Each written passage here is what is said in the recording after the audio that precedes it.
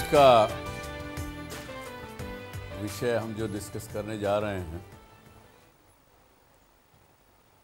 मेरे मन से ज़रूर आप लोगों के मन में भी बहुत बार वो प्रश्न उठा भी होगा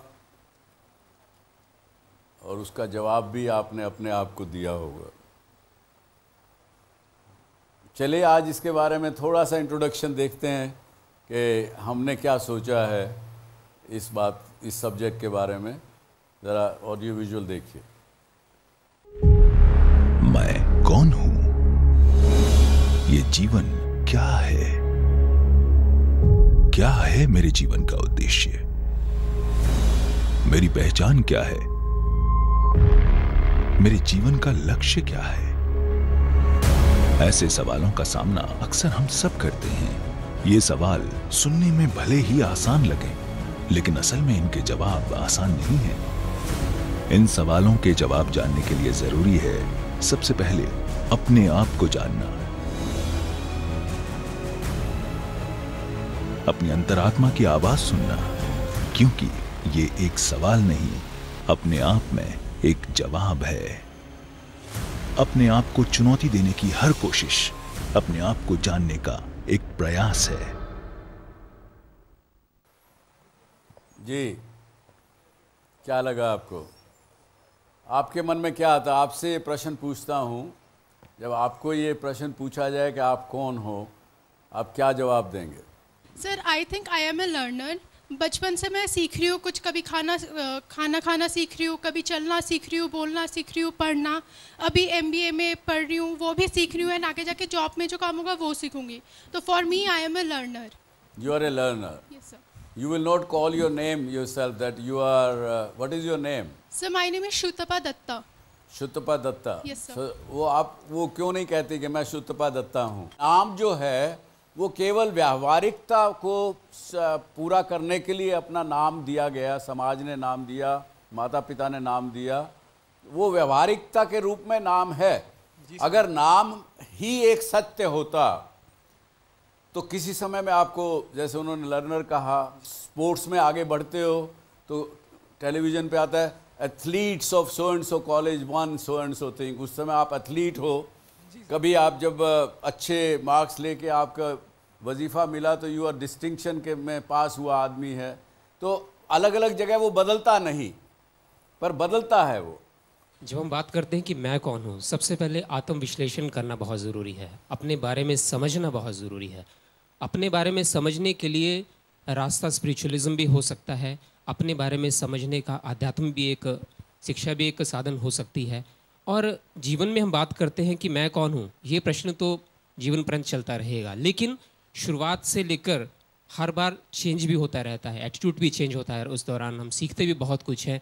और सही प्रश्न कई बार मिलता है, कई बार नहीं मिलता है, लेकिन मुझे लगता है कि रेगुलर प्रोसेस चलती है और इसके लिए निरीक्षण करना बहुत ज़रूरी है अपने आप में, और रेगुलर वे में हमें करना पड़ता है ये सब कुछ। जी, हु एम आई? सर, जब भी मैं क्वेश्चन सोचता हूँ, जैसे अगर मैं अपनी बैक स्टोरी, मतलब बचपन से, जैसे हम लोग सोचते हैं बचपन में हमारे बड़े बड़े डिज़ायर्स होते हैं, काफ़ी बड़े बड़े desire, use to dream big, लेकिन जैसे जैसे हम बड़े होते हैं हम सराउंडिंग को देख के अपने आप को कॉम्प्रोमाइज़ करने लगते हैं थोड़ा। ऐसी मेरी थिंकिंग है कि मतलब मेजॉरिटी लोग जो कर रहे हैं हम तो उसी you are kind of a collection of desires. Yes sir, Huh? Yes That is what you are. Sir, yes And later on what you said?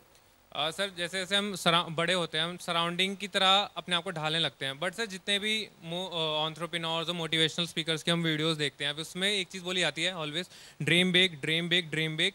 And तो उसके बाद ड्रीमर बन जाते हैं आप। यस, गुड जी। मेरा नाम दीपेंद्र चंद्र झा है। ये नाम मुझे दिया गया है, बट एक्चुअली में who I am is not this body. I am not this body, I am the part and parcel of supreme personality of God. In a way I am आत्मा ऑफ अ परमात्मा। I am derived from that. बहुत अच्छी बात, बैठिए। अच्छा, सो अब एक बार राजा जनक को जब वो एकदम लड़ाई लड़ने के लिए गए, वहाँ पे बुरी तरह से हार गए, जख्मी हो गए, मरने की स्थिति में पहुँच गए, तभी उनकी आंख खुली।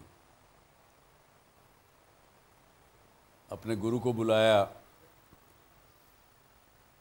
कि महाराज भगवान, मैंने इतना सपना देखा, ऐसा सपने में मेरे साथ ऐसा हुआ, तो क्या वो सच था या अब जो मैं देख रहा हूं ये सत्य है? तो इसलिए ये एक सच्चाई ये है कि हम मनुष्य कभी भी एक 3 स्थितियों में जिंदा रहता है। एक स्थिति है जो अब हम हैं, अवेकन, वी आर अवेक। इस समय मैं डॉक्टर सुभाष चंद्रा आपको लेक्चर दे रहा हूँ, डीएससी शो कर रहा हूँ, आप मेरे को सुन रहे हैं, आप स्टूडेंट हैं, आपके जो हैं आपको पता है आज के जीवन में जो आप कार्य कर रहे हैं, आप टीचर हैं, कोई कुछ है, कोई कुछ है, सब इस अवेकनिंग स्टेज में हम जो हैं वो हमको अभी पता है। ठीक, एक स्थिति, दूसरी जिंदा पे जो रहते हैं हम, ड्रीमर स्टेज, ड्रीम्स अवस्था। ये बॉडी जब हम सोते हैं हम ड्रीम करते हैं। एक अरबपति खरबपति व्यक्ति अपने आप को भिखारी के रूप में देखता है, तो उस समय जब वो उस ड्रीम अवस्था में है, उस समय उसकी वही सच्चाई है, उस समय की सच्चाई वही है ड्रीमिंग अवस्था में। और तीसरी जो है डीप स्लीप, जिसके अंदर वो एक प्रकार से मरणासन में है, उसको उस समय कुछ सपना नहीं आ रहा, कुछ नहीं हो रहा, वो बॉडी सो रही है जैसे कि मुर्दा एक सोया हुआ हो। तो ये 3 स्टेट ऑफ ह्यूमन बीइंग माना गया किसी भी किताबों में, समझिए किसी भी चीज़ में, और ये आपके साथ होता है।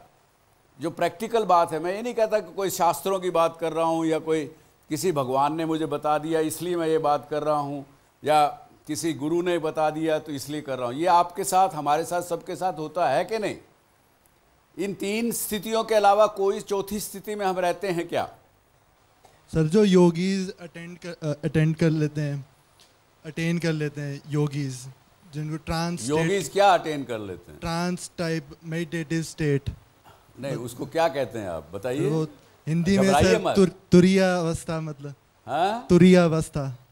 तुरिया अवस्था, वो उसको कहते हैं कि ये जो चित्त और मन, जो आज ये सच्चाई है, इसके परे की बात जब वहाँ आदमी पहुँच गया, उस अवस्था में पहुँच गया, तो उसको अलग एक चौथी अवस्था कहते हैं। लेकिन वो अवस्था में हमारी इंद्रियां काम करना बंद कर देती, वो इंद्रियों के परे की चीज़ है। तो इसलिए जिंदा रहते हुए और रहते हुए हमारे साथ 3 के अलावा कुछ चौथी अवस्था नहीं है। अगर इसको बात को आगे बढ़ाएं, जैसे मैंने कहा पहले कि आप लोगों ने भी अपना कई नाम लिया, किसी ने आत्मा कहा, किसी ने कर्मयोगी, कर्मा करने वाला कहा, किसी ने कुछ कहा। तो अगर देखें तो हम अपना रोल जगह जगह हर समय पे बदलते रहते हैं। और जिसे मैंने पिछले वीक का शो अगर आपने देखा उसमें बताया, अगर गहराई से सोचेंगे तो जो विचार, किसको दर्द होता है? जब शरीर में दर्द होता है, किसी प्रकार का भी दर्द हो, चाहे सूजन हो, किसी बहुत दौड़ के आए हों, रात को नींद नहीं आई, उस दिन काम कर रहे हैं, तो शरीर दर्द करने लगता है, तो उस दर्द को कौन महसूस करता है? मैं महसूस करता हूँ। वो मैं कौन है जी? वो मैं कौन है? मैं, वो अगेन घूम के वहीं आ गए हम। चलिए बताइए। Mind in our body. हाँ, mind in body, our mind in the body feels that pain. लेकिन ऐसे ही जो 6 इंद्रियां हमारी हैं, टच पॉइंट की 6 जो द्वार हैं, जो वो सब जो चीज़ें हैं, उन पर जो चीज़ें होती हैं, उस पर जो रिएक्शन हम करते हैं, वो एक्चुअली जो विज्ञान जो जागता है, जो उसको बात को सुन के उसको कहता है कि कुछ आया, वो विज्ञान आपका जो है वो एक मैं का रूप है। मैं यानी ये जो 3.5 हाथ की काया हार्ड मास का पुतला, ये मैं नहीं है। और ड्रीम स्टेज में भी जब आप जाते हैं तो वो भी एक रियल अवस्था है, उसको भी आपका जो ड्रीमिंग माइंड है वो महसूस करता है।